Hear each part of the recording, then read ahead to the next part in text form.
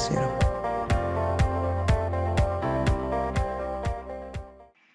Cuando se tienen corrientes de un proceso que se quieren calentar o enfriar, podemos clasificarlas como corrientes calientes y frías. Una corriente fría es un flujo de materia que se necesita calentar, o sea, que va de una menor a mayor temperatura. Una corriente caliente es un flujo de materia que necesita enfriarse, o sea, que va de mayor a menor temperatura. Para conocer cuánto calor se necesita para calentar o enfriar una corriente del proceso, utilizamos la ecuación de calor, donde la capacidad calorífica es total y contempla toda la masa de la corriente, y tiene unidades de energía sobre temperatura. La ecuación de calor nos servirá para la elaboración de las curvas compuestas, porque si despejamos la delta de temperaturas, la ecuación se asemeja a la de una recta, donde la inversa de la capacidad calorífica total es la pendiente de la recta. Ahora miremos este diagrama de proceso donde se tienen 4 corrientes que se quieren enfriar o calentar. Lo primero que haremos será clasificarlas en corrientes frías o calientes. También observamos que nos dan las capacidades caloríficas totales de cada corriente. Toda esta información la pondré en una tabla para facilitar su manejo. En la tabla se tiene el número de corriente, el tipo, caliente o fría, la temperatura de suministro y la temperatura de meta, el calor necesario para calentar o enfriar y la capacidad calorífica total.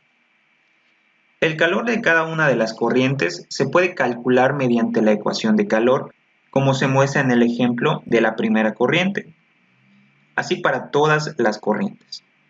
Ahora separaremos las corrientes frías de las calientes para comenzar a realizar los primeros gráficos. Realizamos otra tabla donde tenemos la misma información, pero solo para las corrientes frías y la suma de los calores de esas corrientes. Seguidamente, en un diagrama temperatura-calor, graficamos las temperaturas y el calor de cada una de las corrientes. En este caso, la corriente 1 tiene una temperatura que va desde 20 grados hasta 135 y necesita un calor de 230 megawatts, como se ve en la recta naranja. Luego, la corriente 3 tiene una temperatura inicial de 80 y final de 140 y necesita un calor de 240 megawatts. Graficamos justamente después de la recta anterior, que en este caso fue la recta naranja. Esto se aprecia en la recta color azul. Como puede notarse, las pendientes de las rectas son la inversa de la capacidad calorífica total, y a este diagrama le llamamos diagrama de curvas frías. Ahora seccionamos el gráfico en intervalos. Para esto dibujamos líneas en cada punto inicial y final de las rectas de forma horizontal, de forma que se puedan ver los intervalos de temperatura nuevos. En este caso tenemos 3 intervalos. El primero va de 20 a 80 grados, el segundo de 80 a 135 y el tercero de 135 a 140. Como se ve, en el segundo intervalo coexisten las dos rectas, por lo que en ese intervalo su capacidad calorífica va a cambiar. Ahora, la nueva capacidad calorífica será la suma de las capacidades caloríficas de las dos corrientes por estar en el mismo intervalo. Las capacidades caloríficas del intervalo 1 y 3 se quedan igual al no tener más rectas que compartan intervalos. Toda esta información la podemos colocar en una tabla. Ahora hay que calcular el calor necesario para cada intervalo de temperatura usando la ecuación de calor, teniendo en cuenta la nueva capacidad calorífica del intervalo 2. Teniendo esta información, ya podemos graficar el diagrama de curvas compuestas frías, ya que estamos trabajando con corrientes frías. De forma parecida como graficamos anteriormente, dibujamos los 3 intervalos con los nuevos calores necesarios de manera seguida, de forma que obtendremos la curva compuesta fría. Notamos que las 3 pendientes son diferentes. Realizamos lo mismo para las corrientes calientes 2 y 4, pero ahora se comenzará a graficar de la temperatura menor a la mayor, como se ve en el gráfico.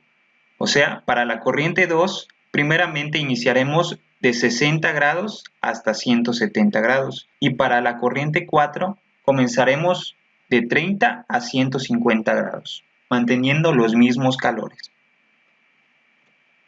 Seguidamente dividimos en intervalos y modificamos la capacidad calorífica, que casualmente fue nuevamente en el intervalo 2, pero no siempre tiene que ser así.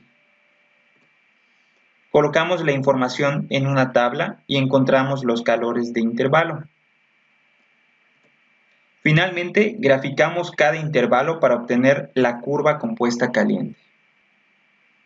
Lo que sigue es colocar las curvas compuestas calientes y frías en un mismo plano, sobreponiéndolas y teniendo en cuenta que los ejes sean los mismos.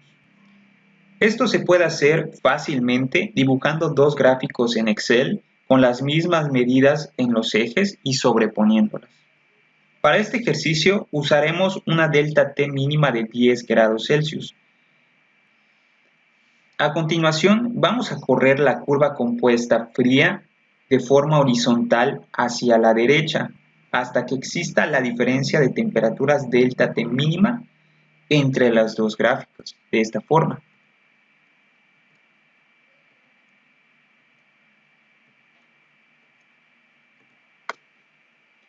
Tendremos una gráfica más o menos como esta. De este gráfico podemos obtener información valiosa. Primero, podemos ver cuánto calor puede ser recuperado del proceso. En este caso, podemos recuperar 450 megawatts de energía en vez de pagar por servicios de enfriamiento y calentamiento. También podemos saber cuánto calor de enfriamiento necesitamos. Es el QC. El espacio donde no hay traslape con la curva verde es calor que necesita retirarse del proceso. En este caso es 60 megawatts. Por otro lado, el calor de calentamiento es de 25 megawatts. Es el espacio donde no hay traslape con la curva azul. Es el calor que necesita suministrarse al proceso.